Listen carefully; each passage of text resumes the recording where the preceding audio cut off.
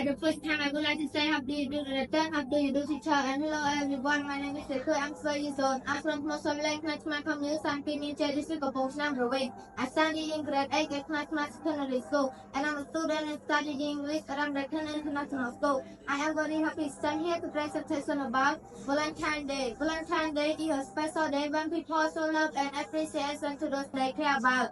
It is celebrated on February 14 every year.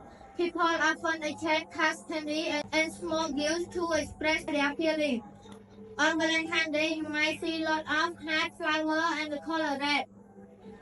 This symbol represent love and friendship. Many people give and receive Valentine's Day cards with sweet message. Some even make handmade cards to make them extra special. One fun tradition on Valentine's Day is giving and receiving Valentine. These are small cards with cute pictures and kind words.